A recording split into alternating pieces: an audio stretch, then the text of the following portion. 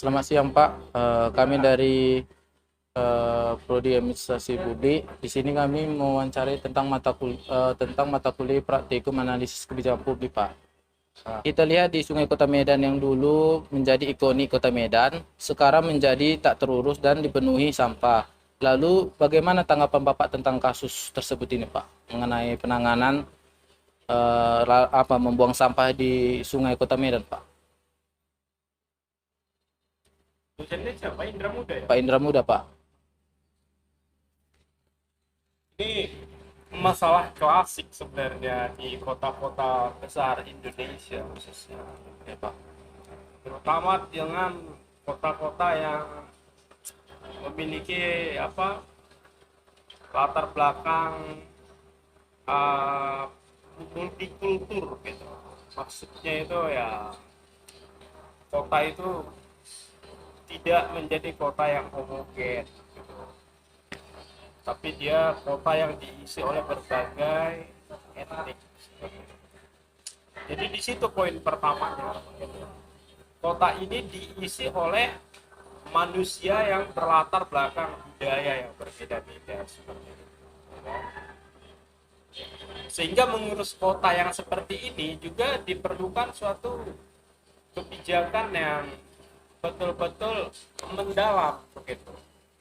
Makanya di Amerika Serikat itu sangat dipentingkan sensus tentang identitas, sehingga kebijakan yang dilahirkan itu sudah mengkalkulasikan gitu ya, peluang-peluang dengan merujuk kepada nilai budaya yang dianut orang-orang tersebut. Kalau bahasa Indonesia suku-suku gitu. Uh, Bisa seperti inilah ya, orang di pegunungan yang tinggal di tepian sungai gitu ya, minim sampah plastik, tidak ada sampah plastik di sana, tapi membuang sampah dedaunan, sampah organik ke sungai tidak ada masalah karena ini biasa terurai gitu kan. Jadi itu poin pertama, kalau mau buat kebijakan harus benar-benar menganalisis nilai budaya yang dimiliki orang per orang yang mengisi suatu kota. Baru kita berbicara tahapan implementasi kebijakan seperti itu. Kenapa orang terus membuang sampah, kotanya terus menjadi jorok, begitu ya kan? Hanya ada dua jawaban. Yang pertama, aturan tidak ditegakkan. Apa itu aturan tidak ditegakkan? Orang-orang seperti kita, kalau jalan-jalan, katakan di Seoul atau di Tokyo, Anda itu akan menjadi manusia yang baik, ya kan? Atau katakan Singapura, Anda akan jadi orang yang baik kok. Anda gak berani merokok sembarangan di suatu tempat, Anda gak berani buang sampah sembarangan, karena segera Anda akan berhadapan dengan aparat penegak hukum dalam bidang itu.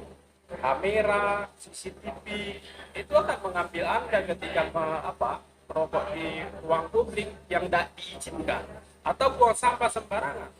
Hukumannya pilihan, hukuman denda atau ditahan, dikurung. Kalau di Medan ini mau 1000 kali membuat itu pelang, dilarang membuang sampah, orang akan membuang sampah. Kenapa? Karena memang tidak pernah ada orang yang didenda dan berhadapan dengan persoalan hukum ketika membuang sampah sembarangan seperti itu. Jadi kita katakan Pemko Medan kalau ingin menerapkan ini harus membuat efek jerah ya. Efek jerah ya bisa dia diterapkan, ya kan? Tidak sebatas himbauan, tetapi juga ketika melanggar langsung ditangkap, diproses di pengadilan. Anda melanggar peraturan ini, peraturan daerah atau apa namanya gitu. Cuman memang dibutuhkan kerja capek gitu. Cuman kan wali kota kau yang baru ini mengkopas saja ya kan, yang dia buat malah jajanan kesawan. Waktu Glenn SD itu udah ada tapi gagal di masa Abdillah kan, bukan mikirkan masalah seperti ini, seperti itu ya kan? Seperti itu ya. Baru sini saya pertanyaan kedua Pak. Jika berbicara mengenai kebijakan pemerintah Kota Medan tentang janji pemerintah dalam menangani permasalahan sampah. Bagaimana tanggapan Bapak tentang hal ini? Apakah sudah dijalankan dengan baik atau masih ada yang harus diperbaiki gitu, Ya Pak? tidak ada yang dijalankan dengan baik. Orang pusat kota semua juga banjir. Ya kan? Drainase kota Medan juga kualitasnya juga sangat buruk seperti itu. Jangankan itu, banjir kanal saja itu kan nggak berisi air gitu. Yang di daerah apa itu sana, di selatan sana, daerah-daerah Johor sana itu, ya kan ada yang apa itu banjir kanal itu, yang sungai besar dalam, kan nggak ada airnya gitu. Cuma pertanyaan kita, Medan selalu banjir, tapi kenapa itu kosong seperti itu? Nah, makanya kita mengatakan ya para pembuat kebijakan kita terlihat ya sangat tidak serius seperti itu. Masalah kita ini saja seperti itu. Ya apa mau dibilang begitu kan? Di sini kami kan dari kelompok 6 ingin berterima kasih kepada Bapak. Bila ada sepatah kata ada salah, kami minta maaf dari kelompok 6, Pak. Ya, tidak ada yang salah. Semua baik-baik. Ya. Kelas kan kelas baik. Seperti itu. Selamat pagi Pak, Pagi. kami mahasiswa dari Universitas Medan Area dari Administrasi Publik semester 4 ingin mewawancarai Bapak mengenai janji pemerintah dalam penanganan larangan membuang sampah ke sungai di Kota Medan. Mari saja kita mulai wawancaranya Pak. Sudah sejauh mana usaha dari Dinas Kebersihan dan Pertamanan Kota Medan untuk mengatasi permasalahan sampah di Kota Medan? Dengan program-program yang sudah dibuat, apakah sudah dapat terlaksana dengan baik atau masih jauh dari harapan untuk mewujudkan Kota Medan menjadi kota yang bersih dan nyaman, Pak? Terima kasih atas kunjungannya. Jadi kami terima di Dinas Kebersihan dan Pertamanan Kota Medan. Ya sesuai dengan pertanyaan dari adik tadi, bagaimana janji pemerintah terhadap larangan membuang sampah ke sungai? Itu ya. Janji pemerintah itu sudah kita wujudkan dalam satu program pilot proyek. Kita melaksanakan KBS ya, tahun 2020 kita melaksanakan KBS di 2 lingkungan di kelurahan Kecamatan Medan Deli. Jadi tahun 2020 ya ada dua lingkungan kita laksanakan. Dalam hal itu kita menempatkan tong-tong sampah di sepanjang Sungai Deli yang ada di kelurahan tersebut.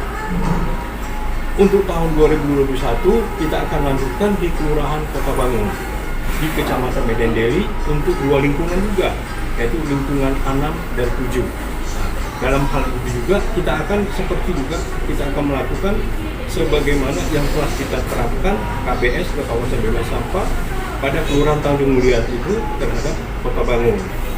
Jadi kita juga akan menempatkan tong-tong sampah di sepanjang ya, Sungai Deli agar masyarakat tidak membuang sampah lagi ke sungai. Jadi sampahnya itu sudah kita tempatkan walaupun sampah itu belum terpilah, ya, cuman secara bertahap kita akan melakukan tong-tong sampai terpilah. Jadi A dibuang tempat A, B dibuang tempat B. Jadi sampahnya bisa dimanfaatkan.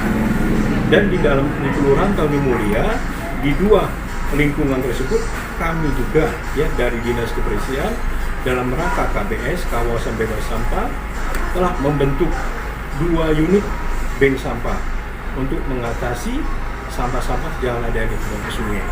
Jadi untuk tahun 2020 kita sudah melaksanakan itu, dan tahun 2021 akan dilaksanakan 2 lingkungan lagi.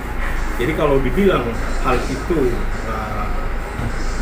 untuk mengurangi sampah yang dibuang sungai itu sudah kita lakukan ya secara walaupun belum sebagaimana permintaan daripada masyarakat, belum bisa kami penuhi semua ya. Untuk mengurangi bagaimana Medan bebas sampah itu akan kita lanjutkan Indonesia ya. Juga pemerintah dari Pak Wali juga setelah memberikan statement atau telah mengeluarkan peraturan wali kota nomor 18 tahun 2021, pengelolaan persampahan dilakukan oleh kecamatan. Nah, jadi masyarakat makin dekat dengan camatnya, masyarakat makin dekat dengan lurahnya, masyarakat makin dekat kepala lingkungannya. Jadi dalam hal himbauan, kepala lingkungan, kepala kelurahan, camat menghimbau masyarakatnya sebagai makin dekat. Jadi kalau tadinya silakan pada dinas kebersihan, kita hitung tanggal 27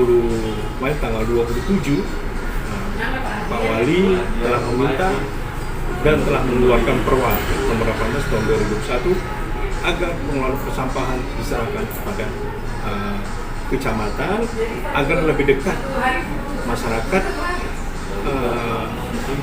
maksudnya agar lebih dekat camat itu, lurah itu, cabling itu berhubungan langsung dengan masyarakat.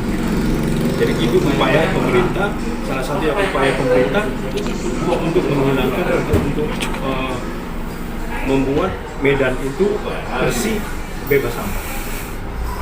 Itu awalnya.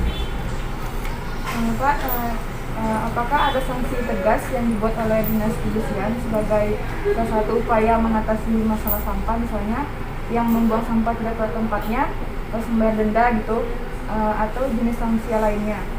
Apakah sudah dijalankan atau belum, dan bagaimana reaksi dari masyarakat dengan sanksi tersebut?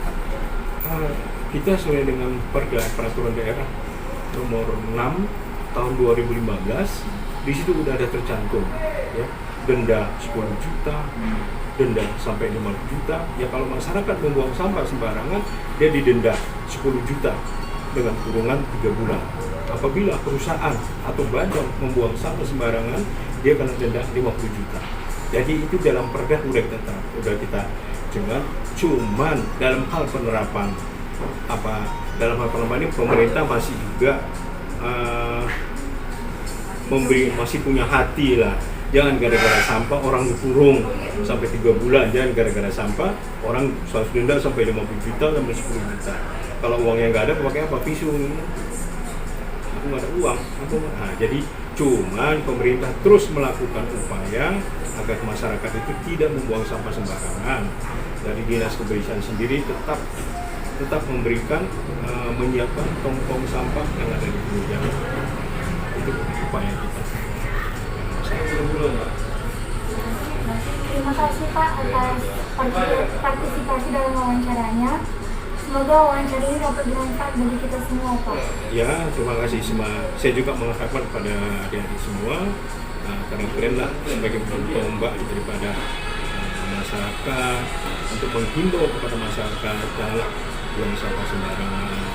Carilah, jangan mengharapkan aja di mana kami buang sampah, nggak ada tempat sampah. Cari di mana ada tempat sampah, disitulah dibuang. Karena tidak mungkin dalam satu wilayah itu tidak ada tempat sampah. Nah, pasti ada. Cuman kalau yang dekat dengan dia ya jelas nggak ada. Kan tidak mungkin kita tempatkan sampah di sembarang atau di tempat-tempat keramaian yang masyarakatnya tidak menginginkan. Nah, jadi tolonglah dihimbau kepada masyarakat, carilah di mana tempat sampah, disitulah dibuang sampahnya.